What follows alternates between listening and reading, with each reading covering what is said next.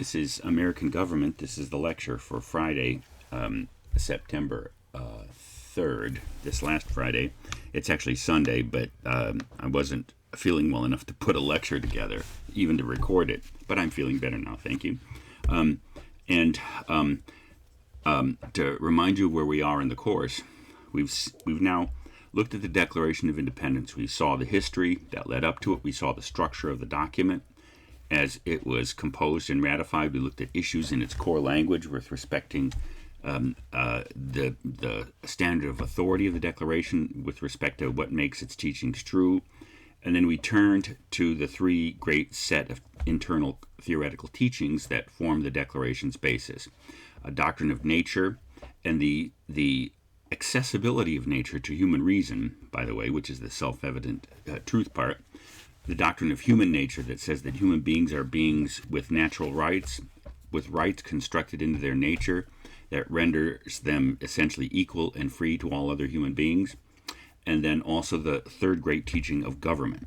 That government, and you're going to see this is especially the teaching of government of the readings that we have for today. The Diamond article, as I'll explain, probably is the best embodiment of the teaching with respect to the origins of government, legitimate government, and the purposes of government. So now we're turning away from the document itself, and we're looking at what I would call four commentaries on the Declaration.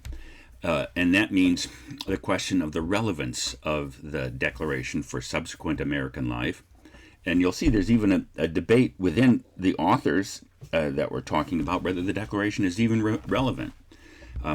Two of the speakers, if we want to call them that, make the argument that the Declaration is eternally relevant. That's Abraham Lincoln and President Obama, and Martin Diamond for that matter.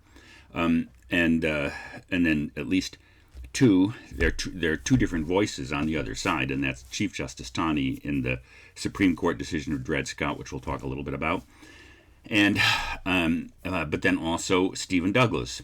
And the selection that I had you look at is from the Stephen Douglas, Abraham Lincoln, the Lincoln-Douglas debates that took place in Illinois in 1858 for the Senate race, when everyone understood that the Illinois Senate race was a foretaste of the 1860 presidential race, and so it was, by the way, with those two candidates becoming the Democratic and Republican Party candidates for the presidency in 1860. So, anyway, the point again is to look away from the document and to see how its principles have affected or are related to subsequent American life, and to explore some intrinsic tensions within those principles, and you'll see that especially in the short story by Kurt Vonnegut, the great science fiction author that we'll turn to last today. Tomorrow is a Labor Day, so we don't have classes. So I figured since we had a long weekend, I could take a day or so to post this lecture, and we also won't meet in person on Wednesday, which is Rosh Hashanah. It's the Jewish New Year. So the next time that we meet will be on Friday. And so on Wednesday, we'll turn to the next major section in the course. If you look on the syllabus, after the Declaration and the and the question of where government comes from, etc., and the ideas and principle part of our regime, we'll now turn to the institutional part, the founding, and our attempt to create a set of appropriate governing institutions that are consistent with the principles of the Declaration. And that's what we'll turn to on Wednesday and Friday, for that matter. So, to begin, what's the background for the selection on the Lincoln-Douglas debates that I laid in front of you? Remember, the two parties had really just begun to form. There were two parties at the beginning of the country. We'll examine the two-party system, by the way, later on in the course. But by the 1850s and 60s, well, a brief history of the two-party system. There were the Republicans and the Federalists in the first decade, Alexander Hamilton versus Thomas Jefferson, James Madison versus President Washington and the other Federalists. But by the election of 1800, the Federalist Party had all but collapsed, and America became a one-party state. The Republican Party, sometimes called the Democratic Party, sometimes the Republican Democratic Party. And more or less, America had a two-party system until the 1830s, when the Republican Party, now called the Democratic Party, under Andrew Jackson and Martin Van Buren, had a pretty solid continuation of the one-party status that began with the Jeffersonian administration in 1800. But by the 1830s, there were enough partisan political issues in America that a second party began to form, the Whig Party. And that was actually Abraham Lincoln's first party, but by 1840s and early 50s, the Whig Party had dissolved and collapsed as slavery became the most divisive and fundamental issue facing the nation. And by the early to mid 1850s, the Republican Party then had pulled itself together, and those have been our two dominant parties ever since. So the background for the debate between Abraham Lincoln and Stephen Douglas in the Senate race was the Dred Scott decision of 1857, in which historians and political scientists call this, and commentators call this, the most infamous decision in American Supreme Court history. It was the second time that the Supreme Court invalidated a law of Congress, the first time being in 1803 with Marbury v. Madison. And so in 1857, the specific congressional law that the decision, the Dred Scott decision, declared unconstitutional was the Missouri Compromise of 1820, which had limited slavery to beneath the northern border of Missouri. So how is that relevant to Dred Scott? What are the facts of the case? Well, Dred Scott was a slave owned by a Dr. Emerson and sold to a Dr. Sanford, who then took Dred Scott to Illinois, which was a free state, and then to the Minnesota Territory, which was a free territory under the Missouri Compromise.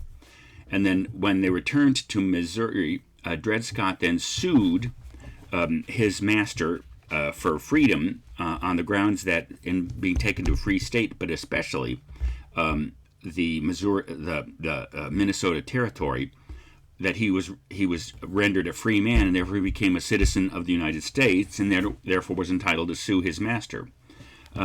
So there were some specific legal questions that the court dealt with, but as you're going to see, the Chief Justice Taney, the reason the decision was so controversial is it went far beyond the specific issues in Dred Scott's personal situation. But here's what the court held: that Dred Scott, in fact, did not become a free man, and therefore did not become a citizen of the United States, and therefore was not entitled to sue his master as a citizen of the United States. Moreover, the Missouri Compromise that forbade slavery north of the Missouri border was unconstitutional. Because the court decided that to make a law making slavery unconstitutional in one of the territories was beyond Congress's power, because it violated the Fifth Amendment, which of course guarantees a person life, liberty, and property. It prevents a person from being deprived of life, liberty, and property. If you look at the Fifth Amendment, we'll look at that in a couple of weeks, without due process of law. And the court held that a law that deprived slave owners of their property when they moved into the territory was a deprivation of their property. So, but then Taney went on to argue, and you'll see this reflected in Douglas's opinion. Taney's opinion, Dred Scott, and Douglas's opinion during the 1858 and senatorial election in Illinois and the presidential election in 1860 were not identical, but they did share a common premise. And here is that premise. And this is the widest reaching aspect of Chief Justice Taney's arguments. That not only did Dred Scott not become a citizen, but Dred Scott nor any other African American could ever become a citizen of the United States. They might become a citizen of a state, but they could not become a citizen of the United States because the founding generation did not consider African Americans to be a human beings, or at least humans on a par with Europeans. And therefore, as you're going to see, and this leads directly to Douglas's debate with Lincoln in this debate, and that is about the meaning of the Declaration. And so the Lincoln response, and the Republican Party response, of course, was that Taney was wrong. And Justice Curtis, who wrote one of the dissenting opinions on Dred Scott, was heavily relied upon by Abraham Lincoln. In some ways, Curtis's opinion became part of the Republican Party platform. So Lincoln and the Republicans argued that Taney was wrong, that the authors of the Declaration understood Africans to be humans, understood slavery to deprive them of their humanity. We'll come back to this issue, by the way, in a couple of weeks when we look at slavery at the founding. And continuing their position that the founders compromised with slavery in order to launch the country and to preserve the Union in the Constitution, looking forward to the time when slavery would be eliminated or disappear. Now, so what unites Chief Justice Taney and Stephen Douglas in their view of the Declaration in their interpretation of the Declaration is what the Declaration means when it says all men are created equal, and what the overall historical relevance of the Declaration to American life is. And so Douglas / Taney argues that when the authors of the Declaration of Independence said all men are created equal, they only meant all white men. They were saying all white men are equal to other white men.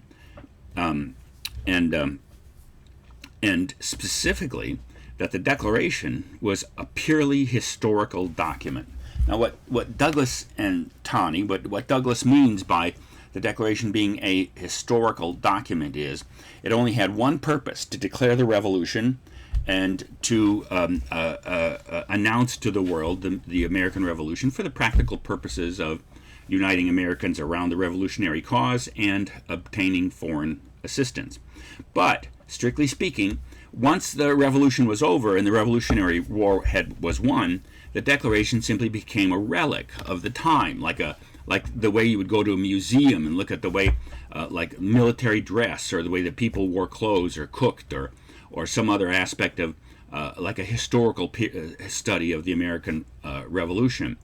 So literally, not only, so if you put these two arguments together, you can kind of see where this goes.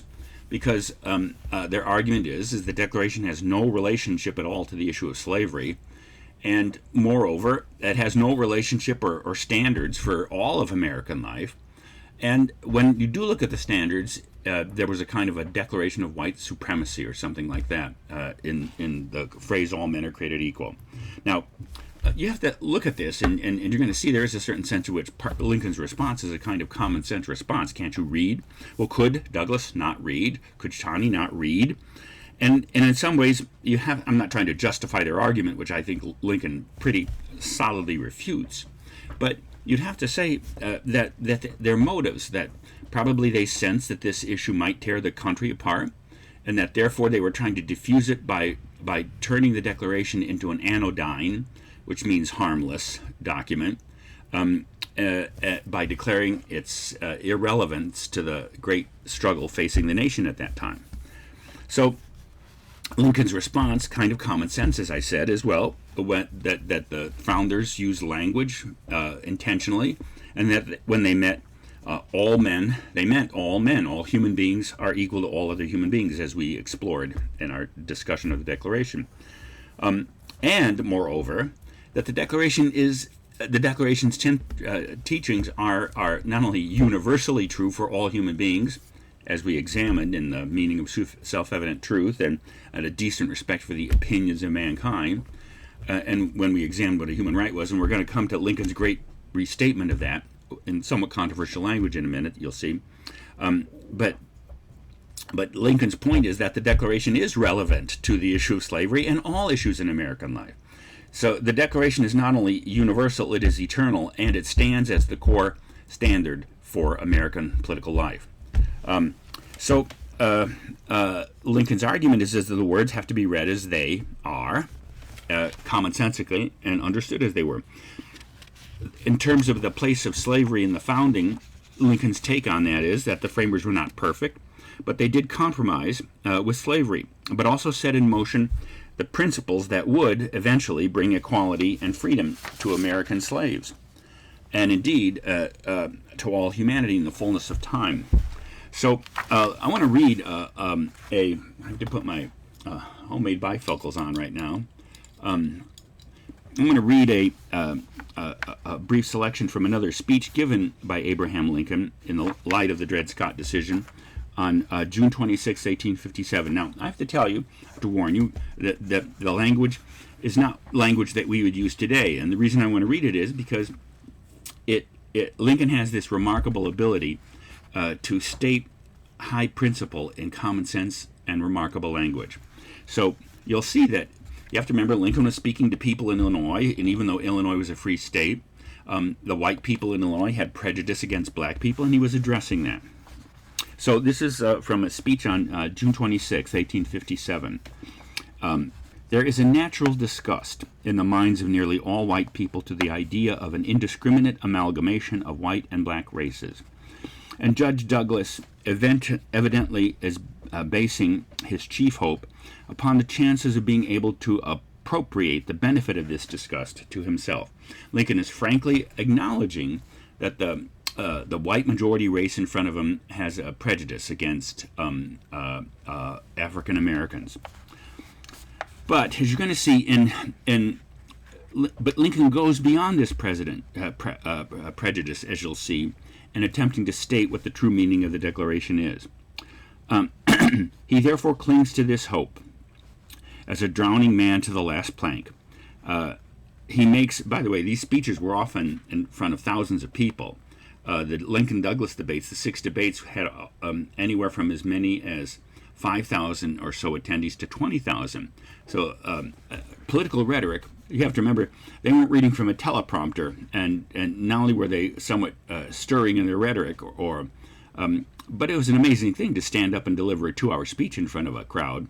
I'm not sure that any of our politicians today or our audience today could tolerate such a thing. But to continue. He makes an occasion for lugging it from the opposition to the Dred Scott decision. He finds the Republicans insisting, now this is Lincoln restating Douglas's argument, that Douglas and the Democrats find that the Republicans insisting that the Declaration includes all men, black as well as white, do so not only because they want to vote and eat and sleep and marry with Negroes. He will have it that they cannot be consistent otherwise. Now this is Lincoln expressing his point of view. Now I protest against that counterfeit language which concludes that because I do not want a black woman for a slave, I must necessarily want her for a wife. I need not have her for either. I can just leave her alone. In some respects, she is certainly not my equal, but in her natural right to eat the bread she earns with her own hands without asking leave of anyone else, she is my equal and the equal of all others.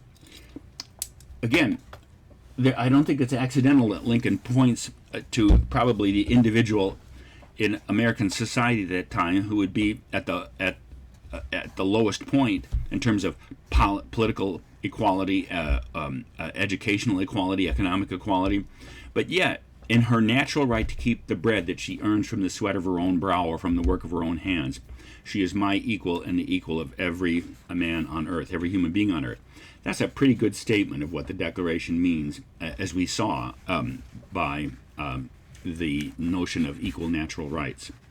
Now, just one other historical note. Now, when we come to the Constitution in a couple of weeks, you'll see this is why the 14th Amendment was necessary, to overturn Dred Scott and to define U.S. citizenship as birth or naturalization. Because remember, Taney had said that African Americans, even though the 800,000 or so at the time of the Civil War had been born and raised here, the slave trade had been cut off since 1808. Every American slave in America in 1858 and 1860 were born here, and at the time of the Dred Scott decision in 1857. So the 14th Amendment says. So, by the way, what Taney argued in Dred Scott is a state could make an African American a citizen of the state, but not a citizen of the United States. And it turns out there was this gap in the Constitution that didn't define what U.S. citizenship was. So the first thing, among other things, that the 14th Amendment does, the 14th Amendment says, all persons born or naturalized in the United States and subject to their jurisdiction are citizens of the United States and of the state wherein they reside.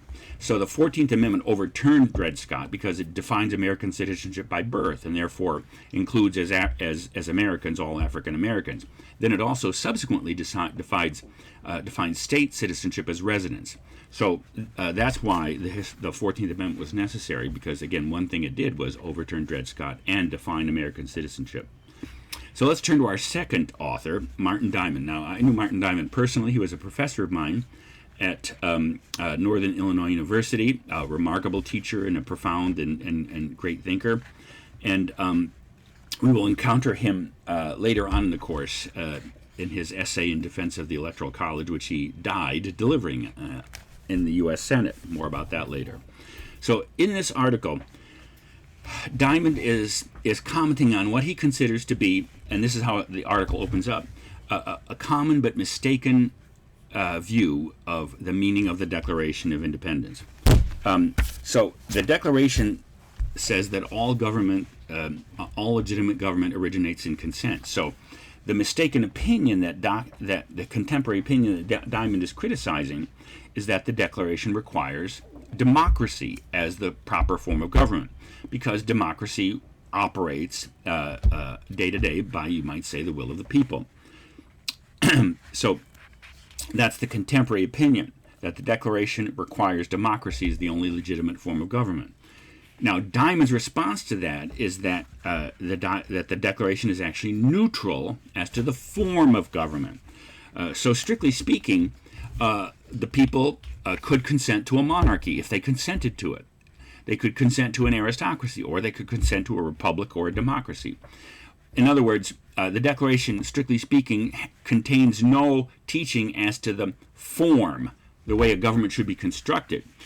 But it does contain a teaching as to the nature of legitimate government and defines legitimacy. And this is where Diamond then argues that that the true meaning of consent, I should say this, that the Declaration is relevant to politics. It is relevant to government, but as a standard of legitimacy. Well, what is that standard of legitimacy?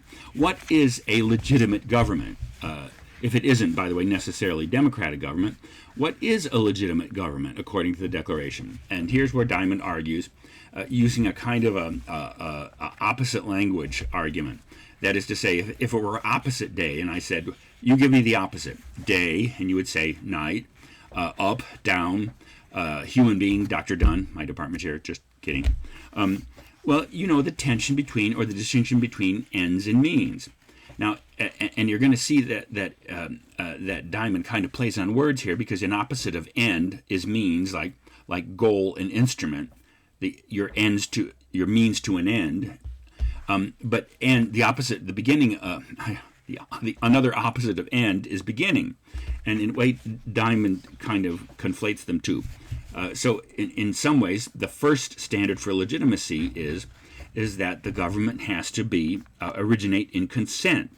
Any form of government is legitimate as long as the people that erects the government over itself give its consent to it. And so the proper beginning of government is consent. The proper end or purpose of government is the securing of rights. Not democracy per se, but civil liberty. And as we saw, there is a certain sense in which the purpose of the Declaration is to erect enough government to make us secure, but without depriving us of liberty. So in a way, to secure our rights, Diamond argues, is that that's the purpose of government. It's the purpose is not to set up a democratic government or any specific kind of government, but rather a government that we judge actually secures our rights. And you're going to see this is his argument why the Constitution is relevant to the Declaration, because the first, as we'll see in Wednesday's lecture, our first schema of government, our first set of institutions, didn't secure our rights properly. So, according to Diamond, the Constitutional Convention and the eventual adoption of the Constitution was an exercise in the people altering or abolishing their present form of government and substituting for it another form that did. So, in general, the core of his argument is the Declaration defines legitimate government as one that begins in consent and whose purpose, actual purpose and operation, guarantees the security of rights. Now, let's go back to the title of his argument, because this is the deeper point he's making. The revolution of sober expectations. What's the sobriety he's talking about? And here he's comparing the American Revolution to the other two great modern revolutions. Now, there have been several others since that time. But the French Revolution of 1789, which quickly degenerated into radical mob violence, and the Soviet Revolution of 1917, in which the Soviet regime, probably much more than the Nazis, actually excelled in mass murder and genocide, even directed against its own people. So Diamond, in a way, is taking the core teaching of the Declaration and asking, why was the American government so sober? If the end point of the American Revolution was the Constitution as opposed to death camps or gulags or the guillotine, what's responsible? Now, you have to say, one possible argument is because in the French Revolution it was a class war, and the same with the Russian Revolution, and that in some ways the American Revolution was indigenous Americans, colonial Americans, rebelling against an external threat, the British government. Diamond's deeper point here is that the outcome of the revolution was more sober because the principles were more sober. That is to say, he argues that implicit in the French and Russian revolutions was a kind of utopianism. The French Revolution was liberté, égalité, fraternité, liberty, equality, brotherhood, make all men brothers. And of course, the goal of the Russian Revolution was comradeship and complete equality. And Diamond argues that if you're going to hold a utopian standard for imperfect human beings, perfect standards, utopian standards, eventually has to culminate in mass murder, because human beings will always disappoint you in terms of the attainment of perfection. So, in a way, his deeper argument is the sobriety of the American Revolution came to the fact that its core principles were to create a government that kept people free, that didn't make them perfect, but rather left them to be free, which a relatively sober and attainable end. So, again, you've often heard the expression that the enemy of the good is the perfect. If you insist on human beings being perfect, you're going to be a terrible parent, and eventually you're probably going to have to result in mass murder and re-education camps to perfect the human beings who resist perfection. More about that in terms of the view of human nature under the founding, which we'll come back to later. So our third commentator is President Obama in his second inaugural address. Like Lincoln, President Obama seeks to apply the Declaration to contemporary events, especially on the question of equality. So President Obama sees the Declaration, somewhat like Lincoln, as a kind of eternal standard that American life moves closer and closer to. Imperfect at the beginning, but each generation finds ways of extending its principles and bringing American society and politics closer to its standard.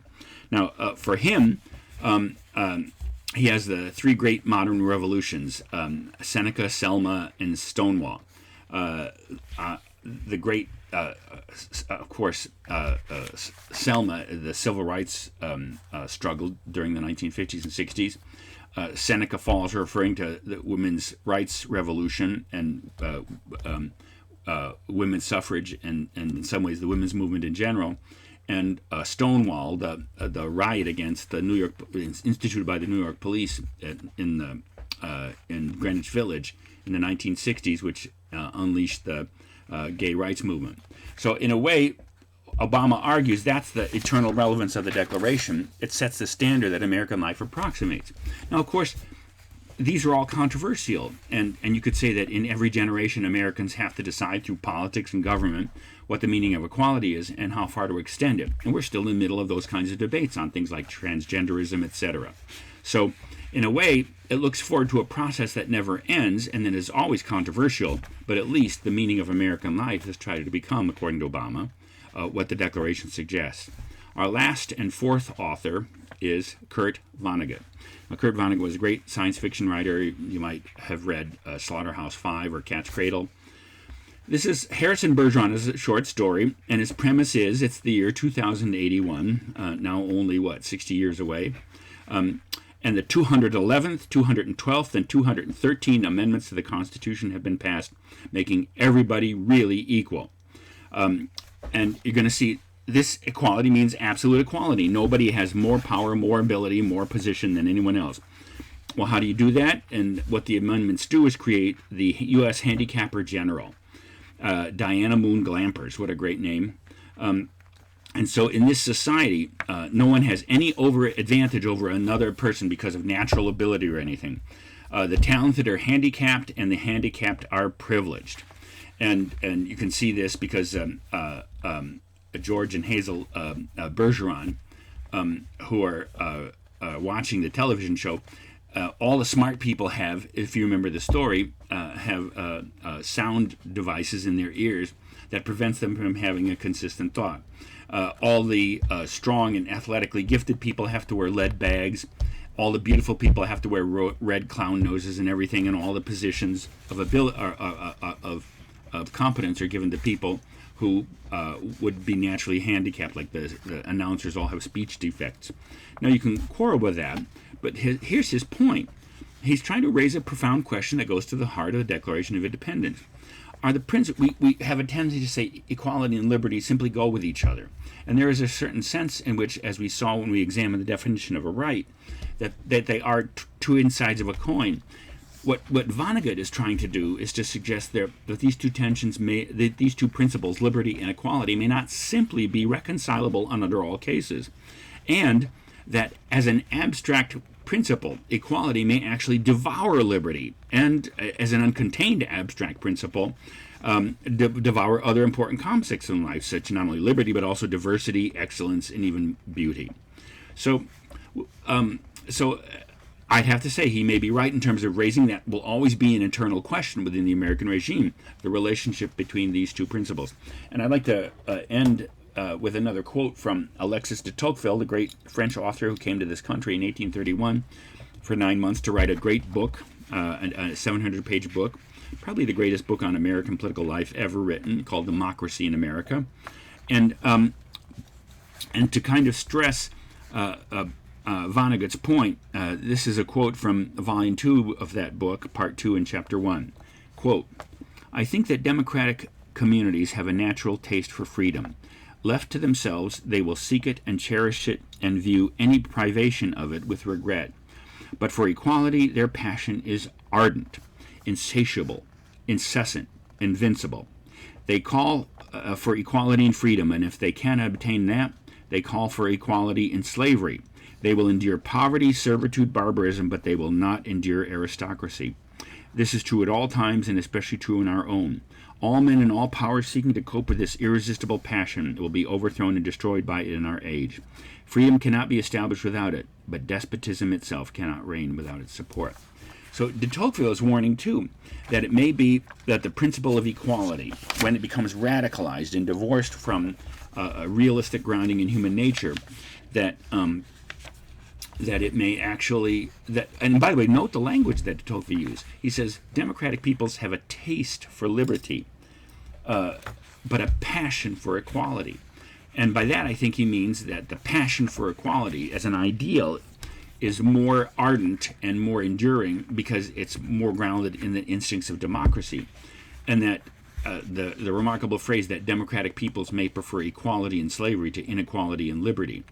So that question of relationship between equality and freedom will never go away in American life. And you could say that almost all great political debates are not only an attempt to define what the meaning of rights is, as both Lincoln suggested and Obama suggested, it's also an attempt to explore the relationship between the meaning of liberty and equality. And in our own day, say, on college campuses, the tension between the freedom of speech and the equality of respect, that's how most people would put this issue today, is still pretty lively and throughout American society. So there you have 4 commentaries of the Declaration that explore the meanings of the principles of the Declaration and explore the relevance of the Declaration to American life. And this goes back to something I said at the beginning of the course.